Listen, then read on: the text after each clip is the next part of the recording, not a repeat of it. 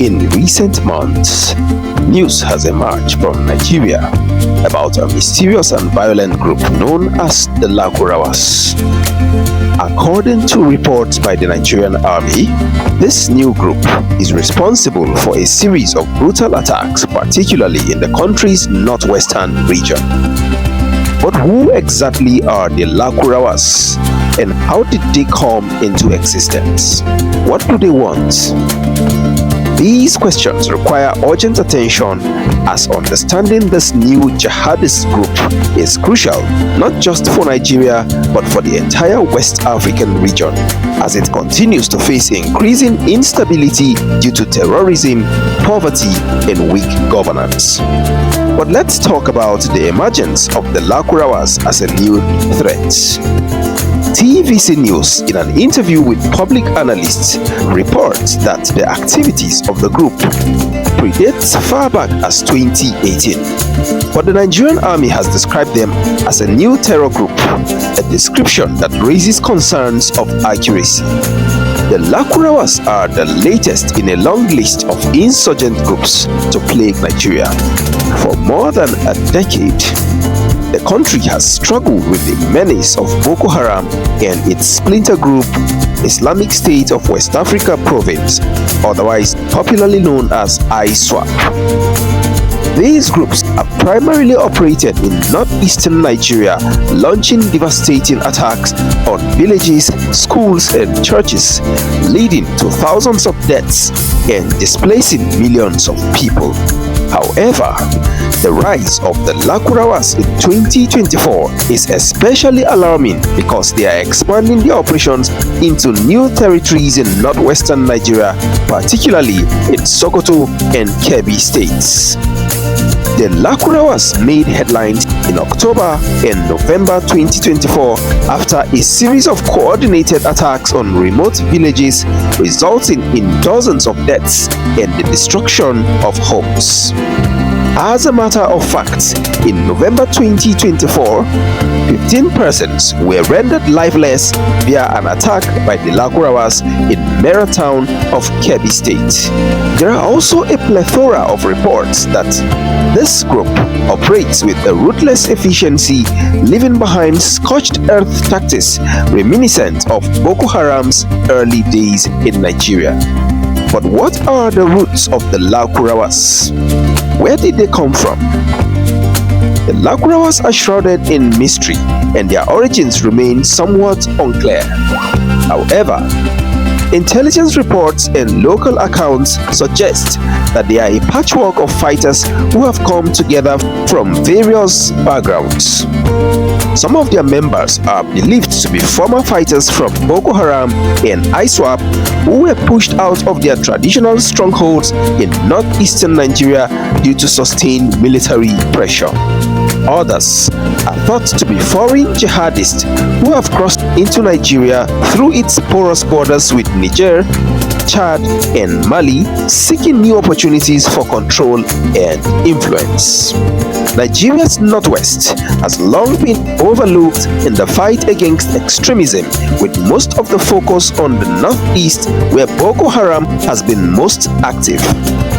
But in the vast underdeveloped regions of the northwest, the Lakurawas have found fertile ground to grow. The region's poverty, lack of government presence, and unprotected borders create the perfect environment for such groups to establish themselves and recruit new members. Now you may be wondering, what's the meaning behind the name Lakurawa?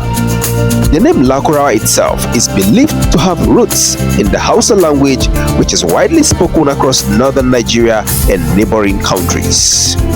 While the exact meaning is debated, it roughly translates to wanderers or those who roam.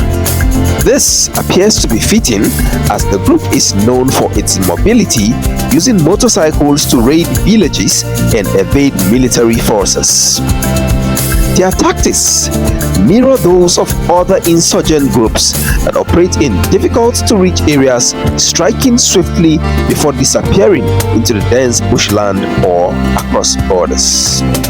But how do the Lakurawas operate? What are their tactics and strategies? The Lakurawas have quickly made a name for themselves with their brutal tactics.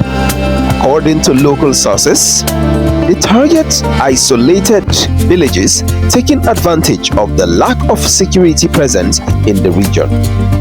They have also been known to storm villages on motorcycles in the dead of the night, setting homes on fire, looting livestock, and killing anyone who resists. Witnesses of recent attacks in Kebbi State described masked fighters who show no mercy, slaughtering men, women, and even children. These attacks are not just random acts of violence. The Lakurawas have a strategy behind their brutality. They aim to instill fear and establish control over rural areas where the government's influence is weak or non-existent. By targeting villages, they gain access to food supplies and potential recruits. And many young men with few options for employment or education are coaxed or enticed into joining their ranks. But again, how do the Lakurawas appeal to Nigerian youths? One of the biggest challenges Nigeria faces in combating groups like the Lakurawas is the socio-economic conditions that make extremist groups so appealing. The regions where the Lakurawas operate are some of the poorest in the country. Not only that unemployment remains high, especially among young people, there are also few opportunities for a better life. This economic desperation, combined with a lack of education, creates a breeding ground for extremism. The Lakurawas exploit these conditions by offering money, food, and a sense of purpose for recruits. For young men with no job and prospects, especially in northern Nigeria, joining the group can seem like the only way out of poverty. The group also uses religious rhetoric to attract followers, presenting themselves as defenders of Islam against a corrupt and ineffective government. The Lakurawas and their impact on Kebbi State is also another issue of concern. This group has made most of their significant mark in Kebbi State, where they have been responsible for several high-profile attacks. In October 2024, they raided multiple villages, leaving behind a trail of death and destruction. According to local reports, the group attacked at night using the cover of darkness to avoid detection. By the time the sun arose, dozens of people were found lifeless and entire communities were left in ruins. This wave of violence has forced thousands of people to flee their homes, adding to Nigeria's already staggering number of internally displaced persons. The government's response has been swift but not necessarily effective. Military units have been deployed to the region, but with limited resources and vast areas to cover, containing the Lakurawas has proven to be a significant challenge. And that raises another big question. Can the Nigerian government stop the Lakurawas? The Nigerian government, under increasing pressure from its citizens, launched a military operations in late October 2024 to counter the threat posed by the Lakurawas. Soldiers have been sent into the region with orders to eliminate the group's leadership and dismantle their networks. However, the terrain is difficult to navigate, and the Lakurawas are skilled at hiding in the bush and blending into local communities. While military force is necessary to deal with the immediate threats, many experts believe that this alone will not solve the problem. As with Boko Haram, the Lakurawas are not just fighting with guns, they are also fighting for the hearts and minds of the people. The government's long-term strategy must therefore include addressing the root cause of extremism, such as poverty, lack of education, and unemployment. And so what's the bigger picture? And what are the lessons from the past? Nigeria's struggle with groups like the Lakurawas is not unique. Across West Africa, countries like Mali, Burkina Faso, and Niger are also facing growing threats from extremist groups. These groups often operate across borders, taking advantage of weak governance and widespread poverty. The rise of the Lakurawas is a reminder that Nigeria's battle against extremism is far from over. If history has taught us anything, it is that military solutions alone are not enough.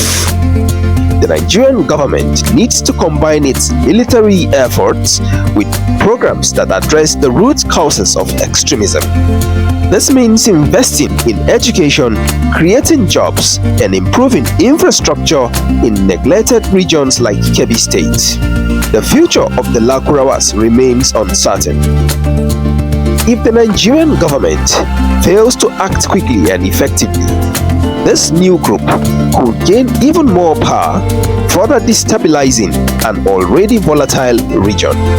The international community is also watching closely, as the rise of the Lakurawas could have implications beyond Nigeria's borders.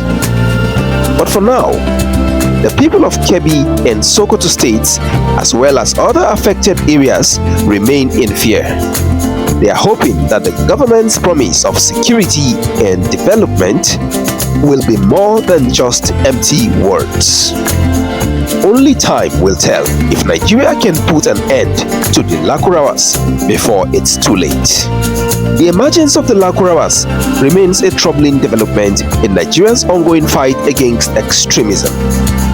As the government ramps up its military operations, it must also focus on addressing the socio-economic issues that allow such groups to thrive.